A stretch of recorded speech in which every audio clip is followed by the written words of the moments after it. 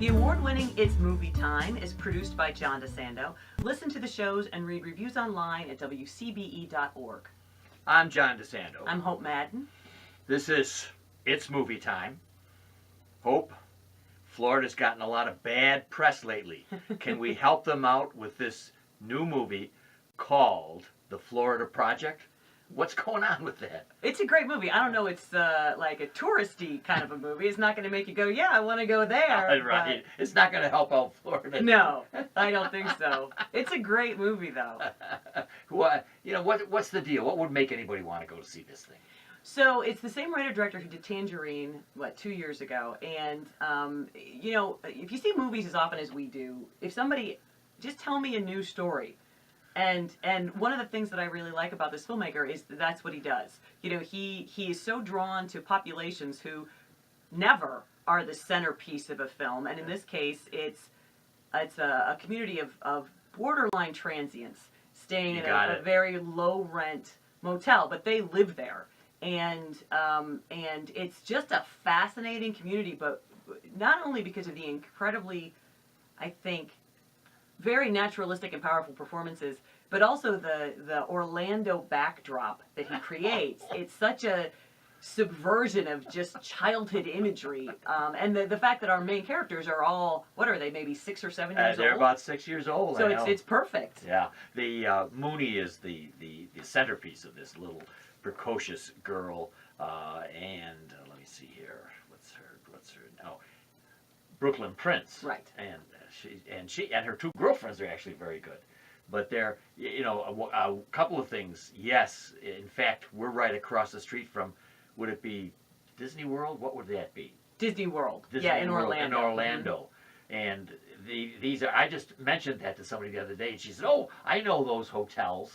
So apparently, they're these pastel-colored, rundown, cheap motels.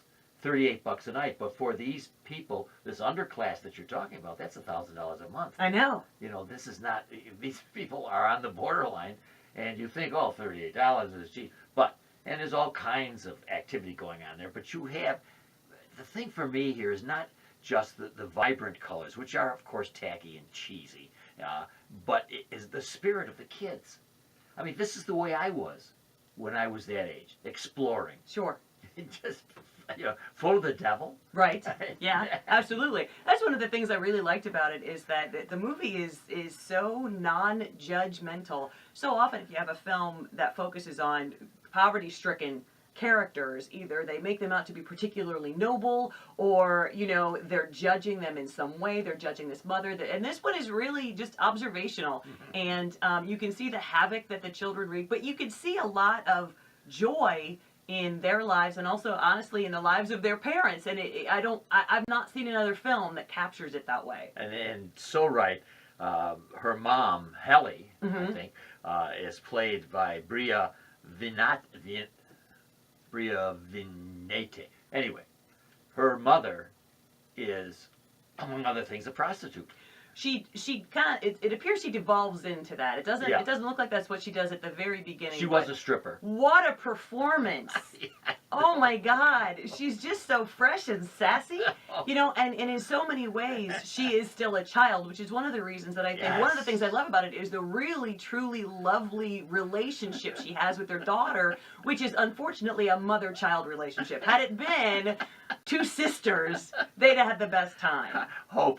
When the two of them are out grifting, selling perfume, they're both like two excited kids. I know. They're making their way. Well, kind of the anchor to all of this is Willem Dafoe as the manager. Yeah. What a choice. Yeah, he's perfect. He is. He's like the one grown-up in the entire film, but he's loath to judge them. He really is a piece of the whole community and just reminds people, for example, that you have to wear a shirt at the pool. That's a great scene.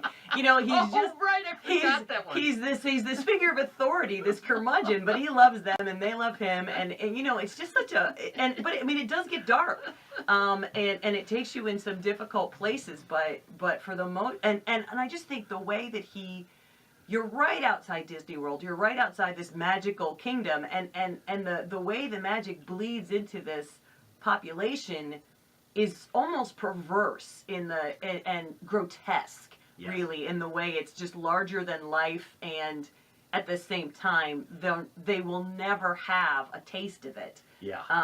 It's just incredibly, I think, well put together. If you're looking for a plot, it might frustrate you. Yeah, good point.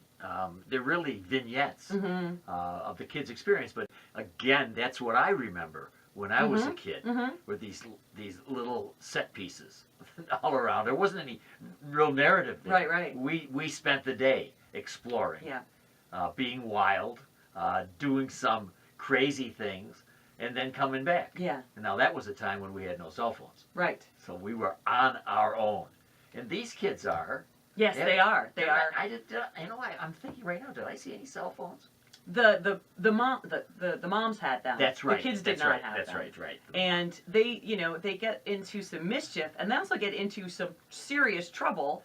And then there are other times where, I mean, danger is very near, all the time. Yes. There's one scene where Hallie takes her daughter Mooney and then her new friend Jancy from the inn up the road out to celebrate a birthday, and they hitchhike. Well, I haven't seen people hitchhike in a film since like a movie from the 70s, and I thought, but it's interesting. They just live their lives the way they live them, and the whole time you're going, someone's going to die. There are moments like when she sasses an adult. Oh yeah. And you think you're going to slip into bad Santa territory, but you really don't. No, no. But it is funny. It's so funny. It's so funny.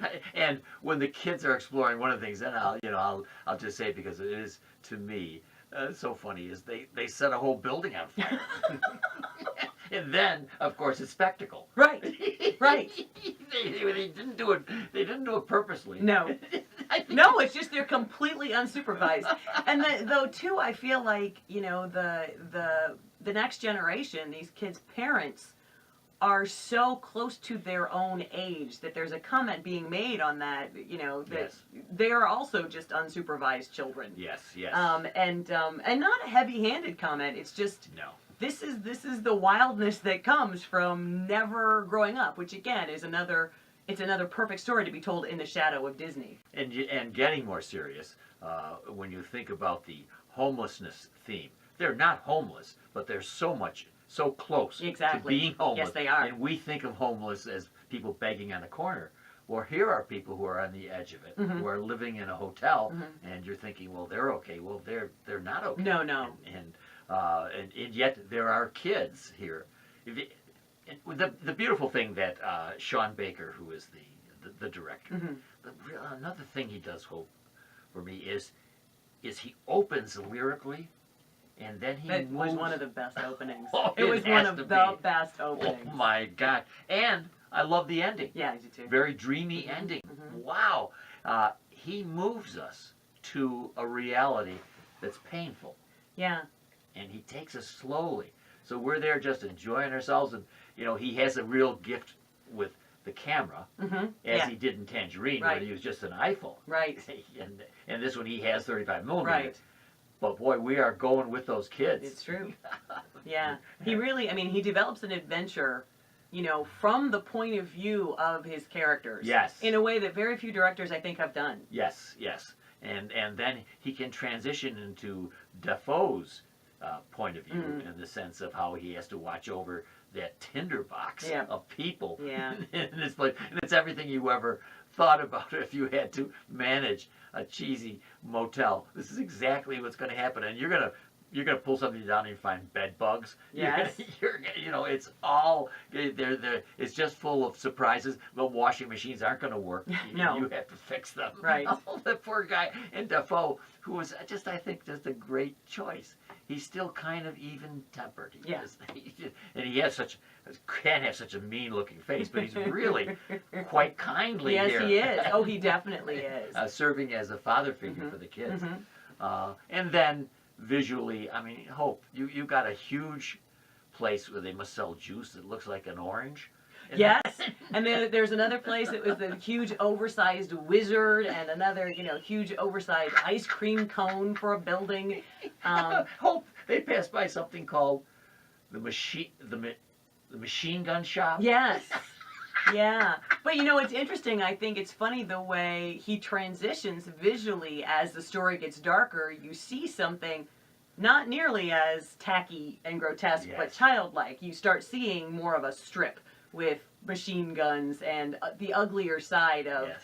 you know, as the mom is finally succumbing to some seedier things just to stay afloat. Yes, yes. And reality will come in there. But you're right, there's one shot I remember that's featured quite a bit with this film, which is the kids in a field Yeah. with grass, I think, coming up, and then behind maybe some of those tacky Mhm, places. mhm. So there's that visually, that contrast. You know, but even then, and they're walking, the first time they're walking with Jancy, their new little friend, they point out, you know, there are alligators over there. And you're like, you're right. I mean, these kids are in so much danger 24/7, and no one is looking out for them. In that same alligator sequence, she says, "Oh, there's ghost poop." Oh my God, these great kids. Well, Hope Madden, the film is the Florida Project. Mm. It's not about storms. It's about stormy lives with a kind of cartoon, visual overcast with it. What grade would you offer us? A. Yeah, you know, and you know exactly that I am an A too. Mm-hmm. And I would say, coincidentally, that IMDb has it at 91. Wow. Yeah, and that's Wow. really unusual. 'Cause That if you're is. in the sevens, you're in good shape. Yeah, it's true. Yeah. So anyway, it's called the Florida Project, and if you want to lift up your spirits, but also have a kick in the head to tell you what life is really like, Right. go see it.